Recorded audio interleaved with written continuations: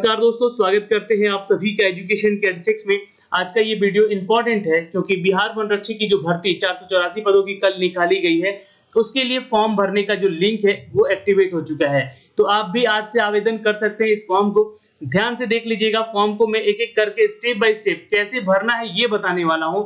ठीक है, आप भी इसके लिए आवेदन कीजिएगा स्टेप बाय स्टेप, ऐसे ही फॉलो करके।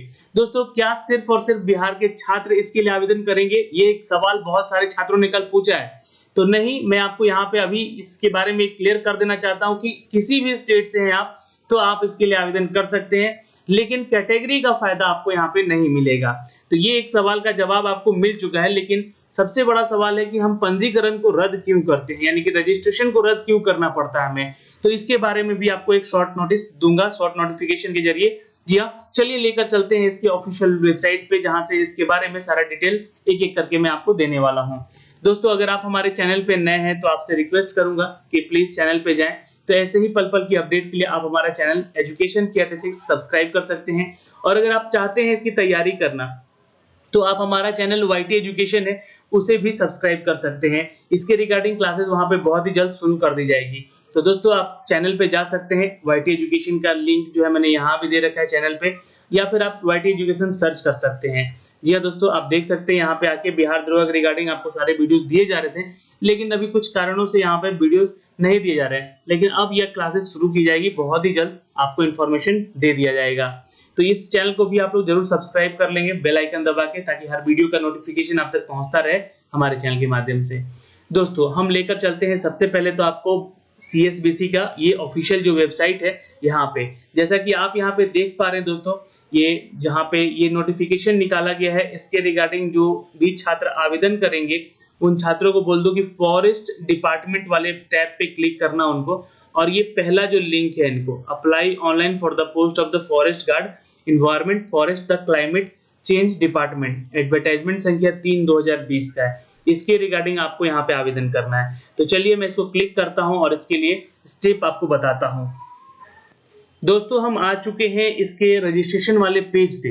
अब देखिए, स्टेप सिर्फ 3 है, यहाँ पे मात्र 3 स्टेप है। पहला स्टेप क्या है? तो रजिस्ट्रेशन करना है।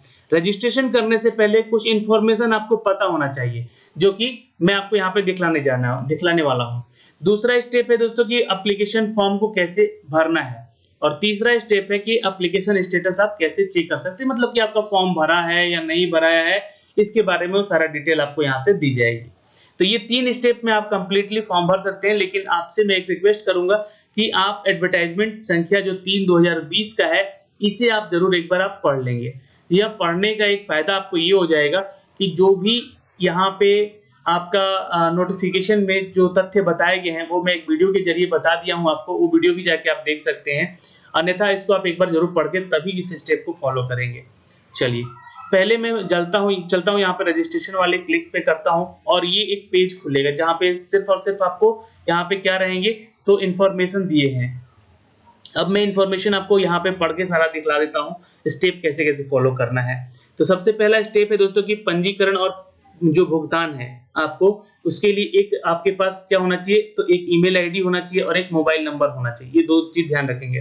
भर्ती का अंतिम चरण के पूरा होते ही जो केंद्रीय चयन पर्षद है उस उम्मीदवार से मोबाइल नंबर और ईमेल आईडी का संवाद कर सकेगा, इसलिए आपको ये दोनों ही चीजें देना जरूरी है, ईमेल आईडी और फोन नंबर। अगर फोन नंबर बदलते हैं तो आपकी जिम्मेवारी है कि ये आपसे कांटेक्ट नहीं हो पाएगा, तो ठीक है, ये ध्यान रखेंगे। और इसी नंबर पे आपको इनपुट्स आईडी वगैरह सब शेयर भी किए जाएंगे, साझा किए जाएंगे। यहाँ पे दोस्तों, पंजीकरण कैसे करना है ये आपको देखिए। सबसे जो पहला स्टेप है कि जो भी आवेदक है वो आवेदन फॉर्म खरीदने के लिए पंजीकरण करने से निम्न जानकारी तैयार रखेंगे अपने पास। पहला है कि आवेदक का नाम, जो कि 10th सर्टिफिकेट पे जो समकक्ष लिखा गया है वही नाम वहां पे भी भरेंगे फॉर्म में भी। और जो भी अपने माता पिता का नाम है वो भी वहां पे बिना मिस्टर या मिसेस या श्रीमती, श्रीमान, डॉक्टर वगैरह नहीं लगाना है। सिर्फ और सिर्फ अपना नाम और फादर्स नेम जो कि आपके जो आपका फॉर्म होगा उसमें बताना है आपको। दूसरी चीज है दोस्तों कि आपकी जो राष्ट्रीयता है वो भारतीय होनी चाहिए, नागरिकता। अगर आप अलग देश के हैं, दूसरे देश से हैं, जैसे नेपाल, भूटान के भी लोग आवेदन करते हैं, तो इस बार इसको उनका मौका नहीं दिया गया है। जी हाँ, सिर्फ और सिर्फ भारतीय ही आवेदन कर सकते हैं। अब रही सबसे बड़ी सवाल कि क्या इसमें बिहार के छात्र के अलावा और भी जो छात्र हैं अलग स्टेट के वो अप्लाई कर सकते हैं क्या? तो ये देखिए, यहाँ पर देख सकते हैं दोस्तों, पारा नंबर 5 में यहाँ पे मेंशन किया गया है कि बिहार राज्य का अधिकतम जो अधिवास है वो डोमिसाइल वो आपके पास होना चाहिए। यदि है तो आप यहाँ बिहार के लिए आवेदन कर सकते हैं और जो भी कैटेगरी में छात्र हैं उसका वो फायदा उठा सकते हैं। जैसे कि जो ओबीसी एससी एसटी में उनको एज रिलैक्सेशन मिल सकता है। बिहार के अलग से जो छात्र हैं जो भी आवेदन करना चाहते हैं उनके पास डोमिसाइल नहीं है तो उनको यहाँ पे जी हाँ सिर्फ और सिर्फ जनरल कैटेगरी में ही फाइट करना पड़ेगा। जहाँ ये बात साफ साफ यहाँ पे बताई भी गई है। जैसे आरक्षण कोटि में देखेंगे कि आवेदक को अपने आरक्षण कोटि का चयन करना होगा। आरक्षण कोटि में EWS, EBS, BC, SC, ST के संबंधित जितने भी प्रमाण पत्र हैं उसको सत्यापन भी करना होगा, अनिवार्य है। जो कि आवेदक बिहार राज्य के निवासी नहीं है वे सामान्य कोटि का चयन करेंगे, यानी कि जो अदर स्टेट्स हैं वो सामान्य कोटि यानी कि जनरल कैटेगरी से आवेदन करेंगे। तो यहाँ पे पहला जवाब तो आपको मिल ही गया। यहाँ पे पुरुष और महिला दोनों ही आवेदन कर सकते हैं। जन्म तिथि आपका जो 10th का और एसएससी का मार्कशीट जो है आपका या उसके समकक्ष जो भी आपने दिए होंगे उस सर्टिफिकेट में 1 जनवरी 2020 का जो एज क्राइटेरिया बेस माना गया है, यहाँ पे आधार मान के ही आपका एज कैलकुलेट किया जाएगा। तो कैलकुलेट में यहाँ पे देखिएगा एज क्राइटेरिया क्या होना चाहिए आपको, ये मैं आपको बता देना चाहता हूँ कि जो भी छात्र पुरुष वर्ग से हैं वो 18 साल न्यूनतम होना चाहिए और 23 साल उनका मैक्सिमम होना चाहिए एज। तो एज क्राइटेरिया कम रखा गया है। यह जनरल कैटेगरी को 23 साल के छात्रों को ही आवेदन करने का मौका दिया गया है और ईडब्ल्यूएस में आते हैं उन छात्रों को भी 23 साल है। बीसी और ईबीसी वाले छात्र यहाँ पे 25 साल हैं और एससी एसटी वाले 28 साल हैं। इस चीज का आप ध्यान रखेंगे। महिला में भी जो सामान्य कोटि से हैं यानी कि जनरल में 23 साल और ईडब्ल्यूएस में 23 साल और बीसी और एससी एसटी वाले 25 और 28 साल हैं। दोस्तों यहाँ पे जो आवेदक बिहार राज्य के निवासी नहीं है इसका फायदा नहीं उठा पाएंगे, जी उनको सामान्य कोटि से ही आना होगा। ठीक है, जो अलग मान लिया अलग स्टेट से हैं या फिर कैटेगरी का फायदा उठाना चाहते हैं तो वो उनका फायदा नहीं उठाएंगे, वो जनरल कैटेगरी में अप्लाई करेंगे। Employ for the Bihar government, यहाँ पे बोला गया है दोस्तों कि एज क्राइटेरिया आपका जो 1 जनवरी 2020 के साथ जैसा कि मैंने आपको बताया जो भी एम्प्लॉयज हैं यहाँ पे बिहार गवर्नमेंट के से और वो आवेदन करना चाहते हैं इसके लिए उनको भी यही सारा क्राइटेरिया है, यहाँ पे देख सकते हैं। लेकिन जो सामान्य कोटि में है उनको 28 साल है और ईडब्ल्यूएस में 28 साल है और बीसी में है जो 30 साल है और एससी एसटी में 33 साल है। ये जो लोग जॉब कर रहे हैं बिहार में जो गवर्नमेंट ऑफ इंडिया बिहार के तहत कार्यरत हैं, ठीक है, जो लोग बाहर कार्यरत हैं अदर स्टेट में वो लोग भी अप्लाई करेंगे तो उनको एज ए जनरल कैटेगरी यहाँ पे मौका दिया जाएगा। लेकिन ये वाला जो है सिनारियो उनको दिया जाएगा क्योंकि वो एम्प्लॉय है ना, इसलिए। ठीक है, तो इस चीज का आप ध्यान रखेंगे। तो यहाँ पे आगे चलते हैं, कुछ और डिटेल है जो कि मैं आपको फॉर्म भरने से पहले बता देता हूँ। यहाँ पे एक चीज देखेंगे, फॉर्म भरने का जो फीस लग रहा है उन सबसे क्या क्या चार्ज किए जा रहे हैं। तो जो सामान्य वर्ग के पुरुष हैं उनसे 450, महिलाओं से भी 450, ईडब्ल्यूएस और ईडब्ल्यूएस की महिलाओं से भी 450, ईबीसी और बीसी की महिला और पुरुष से भी 450, सिर्फ एससी एसटी वालों से 112 रुपये। तो यहाँ पे ये थोड़ा सा जो है ये हमको फीस को लेकर यहाँ पे बताया गया। तो फीस चार्ज भी आपने देख लिया यहाँ पे। अब फॉर्म को आपको आवेदन करना है तो सबसे पहले तो एक मोबाइल नंबर आपके पास और एक ईमेल आईडी आपके पास होना चाहिए पंजीकरण करने के लिए। ठीक है, आवेदक को अपने भुगतान करते समय सावधानी बरतनी होगी और एक ही पंजीकरण करना होगा। जी हाँ, एक ही। अगर मान लीजिए एक से ज्यादा कर लेते हैं आप तो आपको फिर कैंसिलेशन। अब देखिए यहाँ पे एक चीज साफ साफ लिखी गई है, उस चीज को थोड़ा ध्यान से देखेंगे। यहाँ पे एक साफ साफ चीजें लिखी गई हैं कि आवेदक जो है भुगतान करते समय थोड़ा ध्यान देंगे, अन्यथा ऐसे ही नहीं फॉर्म भर देंगे। क्योंकि क्या होगा, भुगतान करने के बाद पंजीकरण जो फॉर्म है, रजिस्ट्रेशन फॉर्म है, उसमें कोई परिवर्तन नहीं किया जा सकता है। इसलिए भुगतान करने से पहले आवेदक को सभी विवरणों की जांच कर लेनी होगी। अगर बिजली या इंटरनेट का जो विफलता, बैंक लिंक की धीमी गति के कारण राशि को कटौती की जाती है तो आवेदक को सफल परीक्षण संदेश मिल जाता है। शुल्क जो है 7 कार्य दिवस के अंदर ही आपको देने होंगे और लौटाया भी जाएगा अगर कैंसिल होता है तो, अगर गलत कुछ पैसे कट जाते हैं आपके तो। इस चीज का आप ध्यान रखेंगे।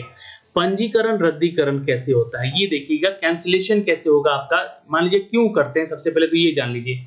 यदि आपने गलत विवरण भर दिया आपके रजिस्ट्रेशन में और भुगतान भी कर दिया है तो आपको ऐसे में एडिट का मौका नहीं दिया जाता है और आपका जो पैसा है वो व्यर्थ हो जाता है, यानी कि चला जाता है। आवेदक रद्दीकरण का प्रावधान का उपयोग सिर्फ और सिर्फ अपने पंजीकरण को रद्द करने के लिए कर सकता है, किंतु पहले भुगतान का किया गया आवेदन शुल्क जो है वो नहीं लौटाया जाएगा। तो सरकार की ये थोड़ी सी गलत यहाँ पे मंशा है।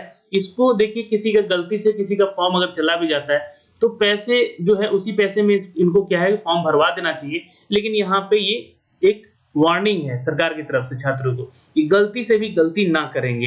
जी, आवेदन शुल्क उनको फिर से देना होगा और फिर से उनको पहले क्या होगा, पहले पंजीकरण रद्द करना होगा, जिसके लिए ये लिंक दिया गया है। ठीक है, तो पंजीकरण क्यों रद्द करना है मैंने आपको बता दिया। पंजीकरण रद्द करने के लिए वेबसाइट इस पे जाएंगे, इस लिंक के थ्रू जाएंगे, ये वाला लिंक, वो आप सीधे उस पे नहीं जाएंगे क्योंकि दिया गया है आवेदन करने का। दोबारा आवेदन मत कर दीजिए वरना वो भी रद्द हो जाएगा और 900 रुपए चले जाएंगे आपके। तो व्यू एप्लीकेशन स्टेटस पे जाना है, बटन पे क्लिक करना है, जो भी आवेदन होगा, आवेदन पंजीकरण आईडी नंबर, मोबाइल नंबर, जन्म तिथि डाल के सबमिट करना होगा। सबमिट बटन पे क्लिक करने के बाद ही जो आपका कैंसिल रजिस्ट्रेशन का एक ऑप्शन बटन दिखाई देगा वहां पे, देन कैंसिल रजिस्ट्रेशन पे क्लिक कर देना होगा। और क्लिक करने के बाद आवेदक उनके पंजीकरण मोबाइल पर जो वन टाइम पासवर्ड भेजेगा उसको डाल के कैंसिल बटन पे क्लिक करके पंजीकरण को रद्द एक्सेप्ट किया जाएगा। रद्दीकरण के बाद आवेदक अपना पंजीकरण मोबाइल नंबर पर संदेश प्राप्त करेगा और पंजीकरण रद्दीकरण का उल्लेख हुआ। अब उसके बाद आपको क्या होगा दोस्तों कि फिर से आप इसके लिए फॉर्म भर सकेंगे। जी, आप फिर से क्या भर सकेंगे, तो फिर से इसके लिए आप फॉर्म भर सकेंगे। ये देखिए, उसके बाद अगर पंजीकरण रद्द करने के बाद आवेदक जो है मोबाइल नंबर और ईमेल आईडी पर मुक्त हो जाएगा और फिर से उस नंबर से या इस ईमेल आईडी से आप फॉर्म भर सकते हैं। अन्यथा मान लीजिए गया पर रद्दीकरण नहीं किए तो वो तो फॉर्म पैसा गया ही, आपका मोबाइल नंबर फिर दोबारा रजिस्टर नहीं लेगा। इस चीज का आप ध्यान रखिए। तो आपका 12th पास यहाँ पे डिग्री होना चाहिए, परीक्षा उत्तीर्ण होने चाहिए, तभी आप आवेदन कीजिएगा और 1 जनवरी 2020 तक आपका एज क्राइटेरिया मैच होना चाहिए। अब ये सारा चीज यहाँ पे मैंने आपको बता दिया। इस पे क्लिक करना है, घोषणा पे क्लिक करने के बाद यहाँ पे प्रोसीड टू रजिस्ट्रेशन लिख रहा है, इसको थोड़ा सा मैं ऊपर कर देता हूँ। यहाँ पे देखिए प्रोसीड टू रजिस्ट्रेशन पे मैं क्लिक करता हूँ और जैसे ही ये क्लिक करेगा ये आपके सामने फॉर्म खुलकर ओपन हो जाएगा। ये थोड़ा सा मैं आपको जूम हटा देता हूँ यहाँ से, ये देखिए ये पूरा फॉर्म आपके सामने खुल गया। अब इसमें क्या करना है, तो post applied for forest guard ये लिखा हुआ है, inter your application full name, अपना जो मैंने आपको बताया है स्टेप बाय स्टेप वही सारी चीजें करना है। नेशनलिटी बता देना है, यहाँ पे एप्लीकेशन मोबाइल नंबर डाल देना है, फिर ईमेल एड्रेस डाल देना है और आपका यहाँ पे डोमिसाइल है बिहार से तो यस कीजिएगा, अन्यथा नहीं है तो नो कर लीजिएगा। और एम्प्लॉय ऑफ बिहार गवर्नमेंट है तो यस कर लीजिएगा, यथा नो कर लीजिएगा। और सिलेक्शन एप्लीकेशन रिजर्वेशन कैटेगरी में अगर आते हैं तो आप अपना कैटेगरी चूज कर सकते हैं यहाँ से, नहीं तो जनरल कैटेगरी आप चूज करके छोड़ दीजिएगा। और एप्लीकेशन जेंडर मेल या फीमेल है ये बताना है आपको। और select application date of birth यहाँ पे डालना है, जो आपका 10th के मार्कशीट में दिया गया वही, देन आपको यहाँ पे प्रोसीड करना है। चलिए मैं आपको यहाँ पे भर के अगले पेज पे चलता हूँ। दोस्तों जैसे ही आप इस फॉर्म को भरेंगे, ये रजिस्ट्रेशन पे प्रोसीड करेंगे, ये आपके सामने खुलकर ओपन हो जाएगा। देन आपको यहाँ पे क्लिक कर देना है और इस कैप्चे को यहाँ डाल देना है और आपसे 450 रुपए ये फीस अब लेंगे। उसके बाद आपको सारा डिटेल आपके बारे में जो मैंने आपको बताया है वही अप्लाई करना है। तो ये एक प्रोसेस है आपको यहाँ पे आवेदन करने का, ठीक है, रजिस्ट्रेशन करने का। तो मैंने सारा डिटेल तो आपको यहाँ से बता दिया। अब आपको क्या करना है, इस कैप्चे को यहाँ डाल के अपना सारा जो जिस छात्र का जो भी एजुकेशन क्वालिफिकेशन वगैरह है, ठीक है, वो सारा अप्लाई कर देंगे और पेमेंट कर, पहले तो पेमेंट ही ले लेगा यहाँ से, फिर उसके बाद अपना एप्लीकेशन का पूरा डिटेल भरिएगा एप्लीकेशन फॉर्म पे और वो सबमिट कर देना है। बस 3 स्टेप का ये काम है जो कि मैंने आपको बता दिए हैं। फिर भी अगर आपको लगता है कि कोई डाउट है आपको यहाँ से इन सभी चीजों के लिए, तो आप हमसे कमेंट बॉक्स में कमेंट करके भी पूछ सकते हैं। दोस्तों मैंने आपको सारा डिटेल दिया इस वीडियो के माध्यम से। वीडियो आपको कैसा लगा ये आप स्टेटस भी चेक कर लीजिएगा फॉर्म भरने के बाद। ये 2 ही स्टेप में खत्म हो जाएगा, लेकिन तीसरा स्टेटस भी जरूर चेक कर लीजिएगा कि आपका फॉर्म भराया है या नहीं भराया है। और जिनका नहीं भराया है प्लीज आप मैसेज कर सकते हैं मुझे, मैंने नंबर, टेलीग्राम सब कुछ दे रखा है चैनल के अबाउट वाले सेक्शन में। चैनल पे जाएंगे अबाउट वाले सेक्शन पे, वहां से आप हमें कांटेक्ट कर सकते हैं, वहां से हमें देख सकते हैं और पूछ भी सकते हैं कोई भी डाउट अगर होता है आपको तो। ठीक है दोस्तों, यहाँ पे अबाउट वाले सेक्शन पे जाएंगे और वो सारे लिंक्स दिए गए हैं आपको जो कि शेयर किए गए हैं, ये इस चैनल पे भी और एजुकेशन के ATA6 पे भी, दोनों ही एक ही है, सेम है। तो आप लोग वहां पे हमें मिलकर भी पूछ सकते हैं। ठीक है दोस्तों, फिर भी अगर कोई आपका डाउट है तो आप लोग कमेंट करके पूछिएगा। आज के लिए इतना ही, मिलते हैं अगली वीडियो में। बाय बाय, टेक केयर, ध्यान रखिएगा अपना और अपने परिवार का।